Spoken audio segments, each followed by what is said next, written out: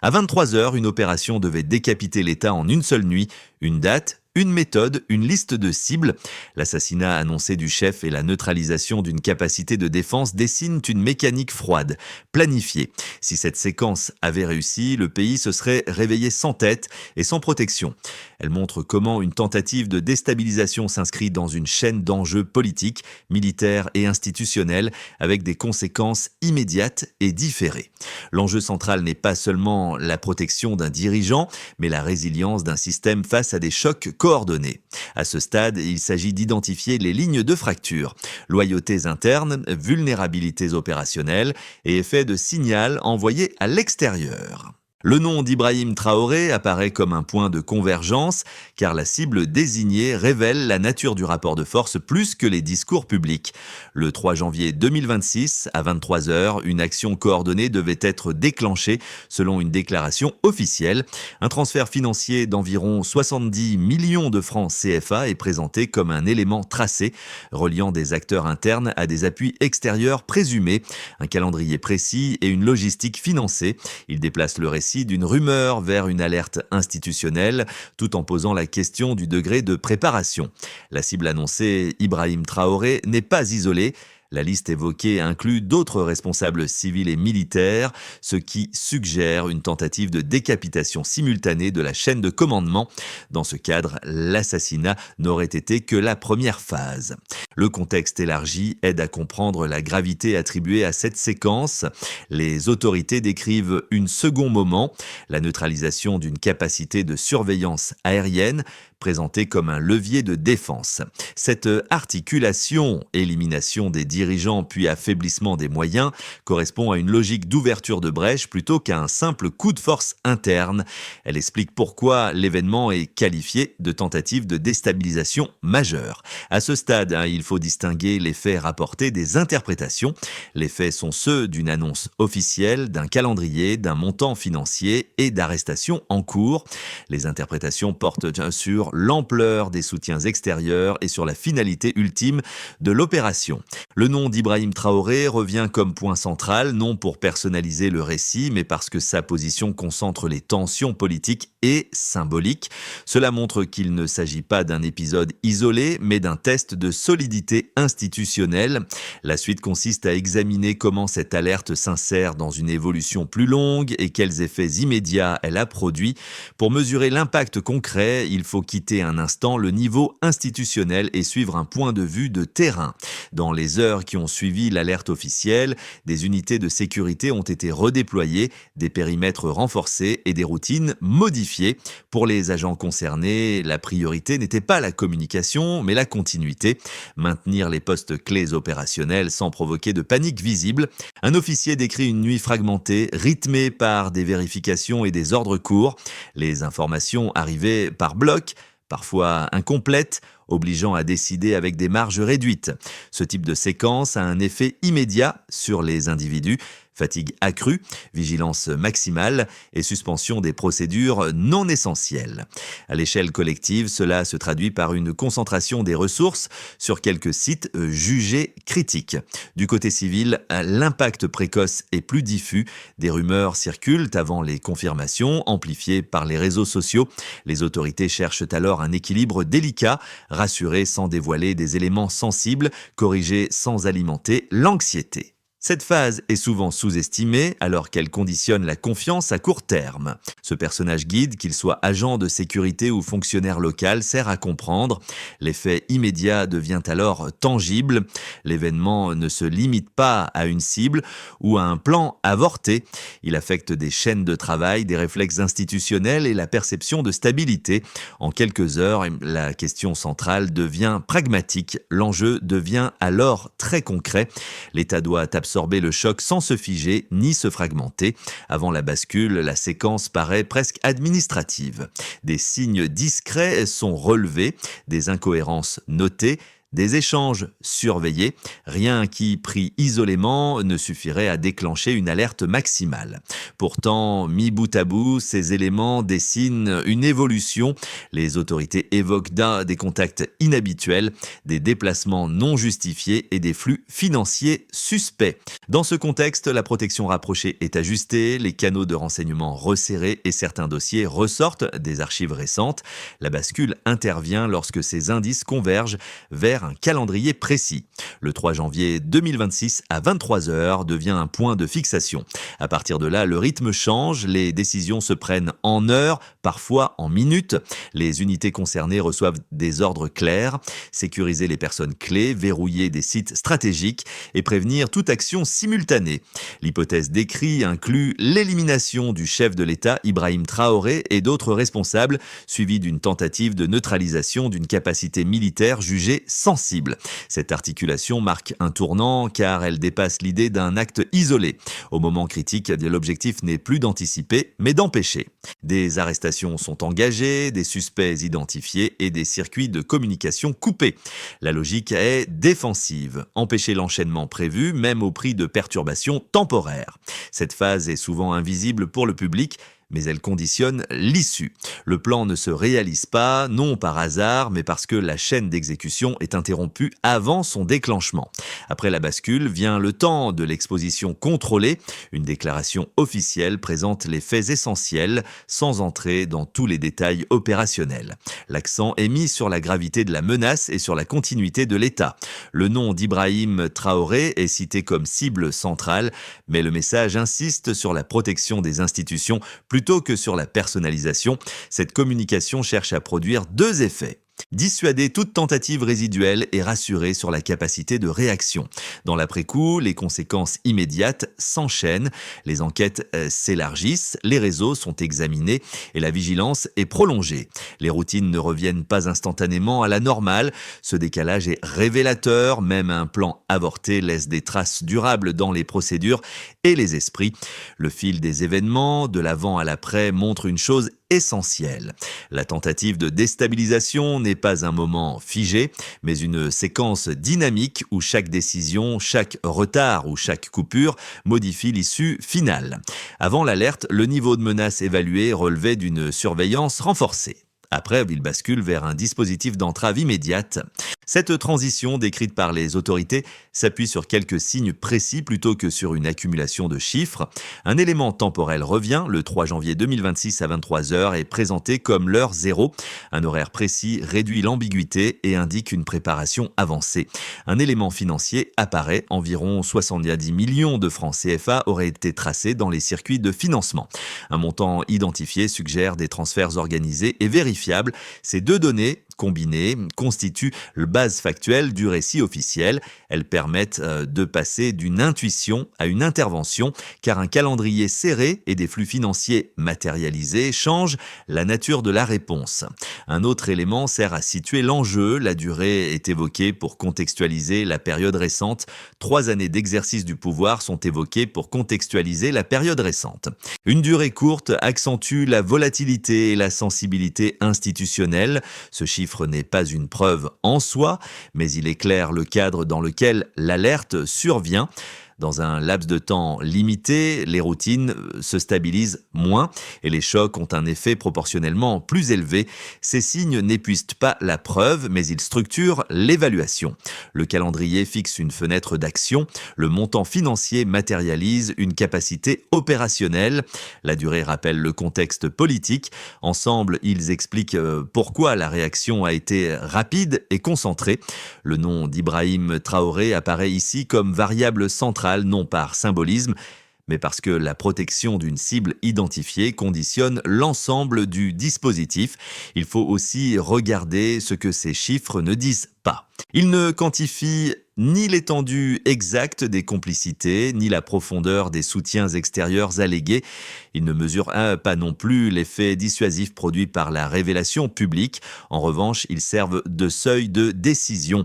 À partir d'un horaire précis et d'un financement identifié, l'inaction devient un risque supérieur à l'intervention. L'approche reste prudente, peu de chiffres, mais chacun ancré dans une fonction claires.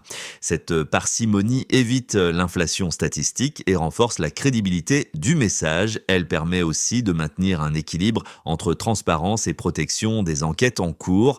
Pour le public, l'enjeu n'est pas de connaître chaque détail, mais de comprendre pourquoi l'alerte a été jugée sérieuse. Ces éléments chiffrés jouent un rôle de charnière. Elle ferme la dette de curiosité ouverte plutôt sur la réalité du danger, sans préjuger de toutes les conclusions judiciaires. Elles expliquent pourquoi la séquence a été traitée comme un test de solidité institutionnelle et pourquoi la figure d'Ibrahim Traoré reste liée à une démonstration plus large de capacité de réaction. Pour comprendre cette séquence, il faut présenter les arguments opposés dans leur forme la plus solide. Une première objection soutient que l'alerte officielle pourrait amplifier une menace réelle mais limitée. Selon cette lecture, des indices fragmentaires, un transfert financier isolé et un calendrier annoncé ne suffiraient pas à prouver l'existence d'un plan opérationnel complet. Les partisans de cette position estiment qu'une communication ferme peut servir à dissuader, mais qu'elle comporte le risque de surinterprétation et de crispation inutile. Une autre objection avance que la focalisation sur une cible précise personnalise excessivement l'analyse. Dans ce cadre, l'attention portée au chef de l'État détournerait le regard des fragilités structurelles plus larges. La stabilité dépendrait moins d'un individu que de la robustesse des institutions, et une narration centrée sur une personne pourrait masquer des enjeux de gouvernance, de coordination interservices et de contrôle des frontières. Ces deux arguments méritent d'être pris au sérieux car ils rappellent les dangers de la simplification. Toutefois, la réponse institutionnelle présentée repose sur des éléments qui les nuancent fortement. La combinaison d'un horaire précis et d'un financement identifié ne correspond pas à une menace vague. Elle déclenche des protocoles qui ne sont activés qu'au-delà d'un seuil élevé. La logique décrite ne se limite pas à une personne, mais à une séquence. Élimination de responsables, affaiblissement de capacités, puis désorganisation générale. La réponse est d'abord méthodologique. L'alerte n'est pas jugée crédible parce qu'elle vise un individu, mais parce qu'elle articule des actions cohérentes dans le temps et dans les moyens. Le nom d'Ibrahim Traoré apparaît comme un point d'entrée narratif, mais la réponse mobilise l'ensemble de l'appareil de sécurité et de justice. Une conclusion intermédiaire se dégage, il est légitime de se prémunir contre l'exagération et la personnalisation. Il est tout aussi rationnel de reconnaître qu'à partir de certains seuils factuels, l'inaction serait plus coûteuse que la prudence renforcée. Cette tension, loin d'affaiblir l'analyse, en constitue le cœur. Cette inflexion modifie la lecture des faits. La tentative décrite n'est pas traitée comme un événement ponctuel, mais comme un révélateur de rapports de force plus larges. À partir de là, l'accent se déplace. Il ne s'agit plus uniquement d'empêcher une action précise, mais de comprendre ce que cette séquence dit de la capacité d'un État à résister à des pressions combinées. Le changement de perspective est net. Les autorités ne parlent plus seulement de protection rapprochée ou de sites sensibles, mais de continuité institutionnelle. Cette bascule explique pourquoi la communication insiste sur la légalité, les procédures judiciaires et la poursuite des enquêtes. Le message est calibré, montrer que la réponse ne s'arrête pas à l'urgence, mais s'inscrit dans une durée. Dans cette lecture, Ibrahim Traoré n'est plus uniquement la cible annoncée, il devient un point de cristallisation qui permet de mesurer la solidité des mécanismes autour de lui. La tentative avortée sert alors de test grandeur nature. Elle révèle ce qui tient, ce qui vacille et ce qui doit être renforcé. Elle révèle aussi une chose moins visible. La prévention d'un choc majeur ne produit pas de victoire spectaculaire, mais une absence de rupture. Cette absence est difficile à raconter, mais elle constitue le véritable résultat. À partir de ce moment, la question change. Quels effets concrets cette séquence laisse-t-elle sur les acteurs économiques, sociaux et régionaux? Les effets concrets de cette séquence se lisent différemment selon les acteurs, mais tous partagent un même point de départ, l'interruption d'une hypothèse jugée critique. Pour l'État, la première conséquence est institutionnelle. Les protocoles de sécurité sont prolongés, les enquêtes élargies et la coordination entre services renforcée. Cette phase absorbe du temps et des ressources, mais elle envoie un signal clair de continuité. Le fait que la cible annoncée, Ibrahim Traoré, soit protégée et que les institutions restent opérationnelles réduit le risque d'un vide de pouvoir, même temporaire. Pour les entreprises, l'impact est plus indirect mais réel. Dans les jours qui suivent une alerte de cette nature, l'incertitude augmente, certains investissements sont retardés, des décisions logistiques différées et des évaluations de risques révisées.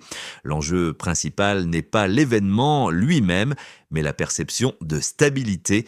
Une réponse rapide et structurée limite les effets de contagion économique, alors qu'un flou prolongé pourrait amplifier la prudence des acteurs privés.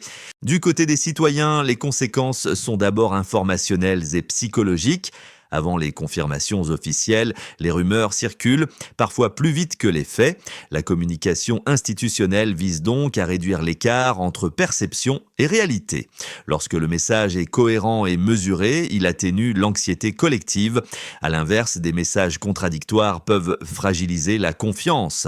Dans ce contexte, la référence à Ibrahim Traoré joue un rôle symbolique. Elle concentre l'attention, mais elle permet aussi de clarifier l'enjeu sans multiplier les cibles abstraites. À l'échelle régionale, l'effet dépasse les frontières immédiates. Une tentative de déstabilisation avortée est observée par les voisins, les partenaires et les organisations régionales. Elle influence les calculs diplomatiques et sécuritaires. La démonstration d'une capacité de réaction renforce la crédibilité, tandis qu'une réponse hésitante pourrait inviter à tester à nouveau les limites. Ici, la séquence agit comme un message implicite. Certaines lignes sont surveillées et défendues. Ces 4 niveaux, État, entreprise, citoyen, région, ne fonctionnent pas isolément. Ils se renforcent ou se fragilisent mutuellement. Une communication claire soutient la confiance citoyenne qui stabilise l'environnement économique, lequel, à son tour, consolide la marge de manœuvre politique. La figure d'Ibrahim Traoré s'insère dans cet ensemble comme un point de référence, mais les conséquences dépassent largement une personne. Le véritable enjeu de cette phase n'est donc pas de compter les perturbations, mais de mesurer la capacité d'absorption. En ce sens, la séquence laisse une empreinte durable. Elle rappelle que la stabilité n'est pas l'absence de menaces, mais la faculté d'y répondre sans rupture. À partir de cette séquence, 3 évolutions plausibles se dessinent pour les 6 à 12 prochains mois, sans prétendre à la prédiction. L'hypothèse de base repose sur une stabilisation vigilante, les enquêtes suivent leur cours, les dispositifs restent ajustés et la communication demeure mesurée. Dans cette hypothèse, l'événement agit comme un rappel durable. Les routines changent, mais sans rupture majeure. La priorité est donnée à la prévention, avec un coût opérationnel assumé et une normalisation progressive des activités civiles et économiques. L'hypothèse optimiste suppose un effet d'apprentissage plus marqué. Les procédures sont affinées, les coordinations interservices améliorées et les canaux d'alerte rationalisés. Cette évolution transforme l'épreuve en levier institutionnel, la confiance interne se renforce et la crédibilité externe progresse, car la capacité à absorber un choc devient visible. Dans ce cadre, la stabilité gagne en profondeur, non par absence de menaces, mais par une réponse mieux outillée. L'hypothèse le plus défavorable repose sur une érosion lente, les enquêtes s'enlisent, les messages se fragmentent et la vigilance s'use avec le temps. L'événement initial perd de sa clarté, laissant place à des interprétations concurrentes. Cette dynamique n'implique pas une crise immédiate, mais elle fragilise la cohérence. Les acteurs économiques prolongent leur prudence et la perception régionale se fait plus réservée. Le risque principal n'est pas l'attaque frontale, mais l'accumulation de doutes. Ces hypothèses partagent un point commun. Elles dépendent moins d'un fait unique que de la qualité des enchaînements. Une même alerte peut produire des effets opposés selon la constance des réponses, la clarté des messages et la discipline institutionnelle. L'idée directrice est simple, observer non pas les déclarations isolées, mais les séquences répétées, décision, correction et suivi. Ainsi, l'horizon à moyen terme ne se lit pas en termes de certitude, mais de conditions. Si certaines conditions sont réunies, la stabilité se consolide. Si elle se relâche, l'incertitude s'installe. La question utile devient alors opérationnelle. La question utile devient alors opérationnelle et elle se joue dans des pratiques quotidiennes. De façon très concrète, l'impact de cette séquence n'est pas abstrait, il se décline selon la position occupée dans la société et selon le degré d'exposition aux décisions publiques. Pour un premier groupe attentif aux enjeux civiques, l'épisode agit comme un rappel concret de la fragilité des équilibres. Il invite à suivre les procédures, à distinguer informations vérifiées et rumeurs, et à comprendre pourquoi certaines décisions paraissent lentes mais nécessaires. Un second groupe, plus directement concerné par l'activité économique ou professionnelle, perçoit surtout l'effet de signal. Une alerte de cette nature modifie l'évaluation du risque à court terme, influence des choix pratiques et s'impose une vigilance accrue. Ici, l'enjeu n'est pas l'événement lui-même, mais la manière dont il est géré. Une réponse cohérente réduit l'incertitude, tandis qu'une communication confuse l'amplifie. Pour un troisième groupe, moins politisé, l'impact est surtout émotionnel. La mention d'une menace ciblée associée à une figure connue comme Ibrahim Traoré concentre l'attention et peut susciter inquiétude ou rejet. Le rôle de l'analyse est alors de redonner des éléments. Rappeler que l'objectif des institutions est précisément d'empêcher que ces hypothèses se traduisent dans rupture visible du quotidien. À l'échelle individuelle, deux attitudes se dessinent. La première est passive, alimentée par la saturation d'informations et la lassitude. La seconde est plus active, chercher des sources fiables, accepter la complexité et résister aux récits simplificateurs. Cette seconde posture ne demande pas une expertise particulière, mais une discipline minimale face au flux d'actualité. En définitive, l'impact sur le spectateur se joue dans la durée. Ce n'est pas l'intensité d'un moment qui compte, mais la capacité à en tirer une compréhension plus stable des mécanismes à l'œuvre. La question devient personnelle. Il s'agit de transformer une alerte collective en vigilance informée plutôt qu'en anxiété diffuse. La réponse institutionnelle esquissée s'organise autour d'une logique d'ensemble pragmatique, pensée pour réduire les vulnérabilités sans surcharger le système. Le premier moment consiste à sécuriser durablement les personnes et sites sensibles avec des ajustements réguliers plutôt qu'un dispositif figé.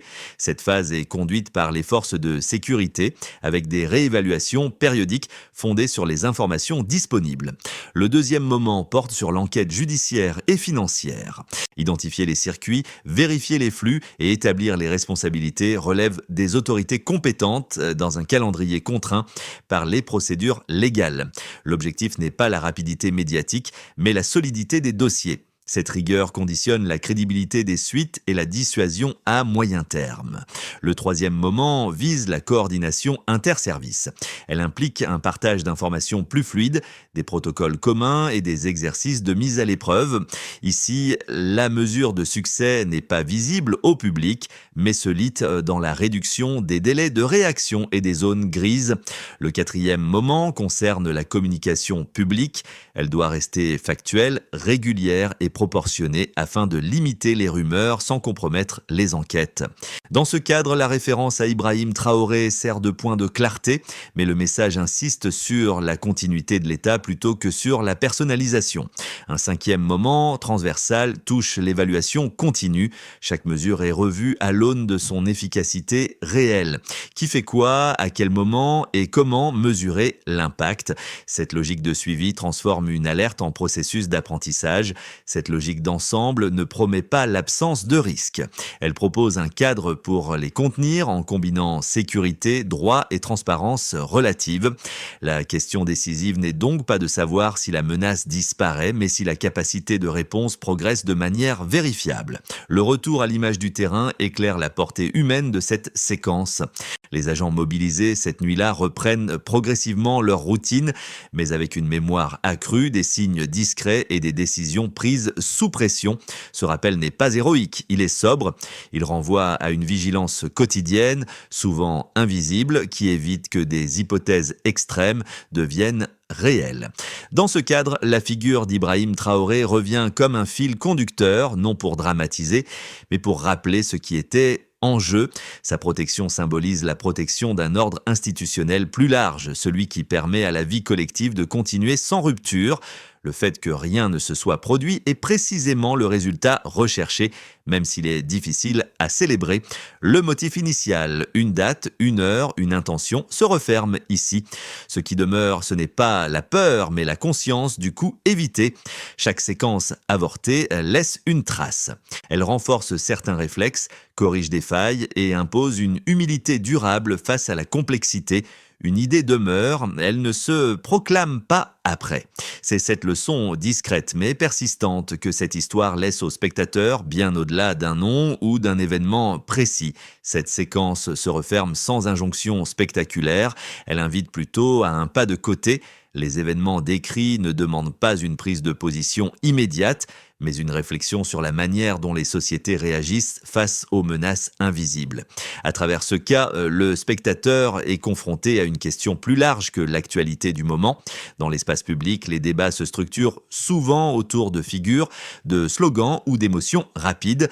Pourtant, ce qui ressort ici est plus lent. La discipline institutionnelle, la qualité des procédures et la capacité à maintenir la continuité sans basculer dans l'excès. La référence à Ibrahim Traoré sert de point d'ancrage narratif, mais le sujet dépasse largement une personne ou un pays. L'invitation est simple, observer comment l'information est traitée, comparer les faits établis aux interprétations, prendre le temps de distinguer l'alerte sérieuse du bruit ambiant. Ce travail n'appartient pas qu'aux institutions ou aux experts, il concerne aussi le public.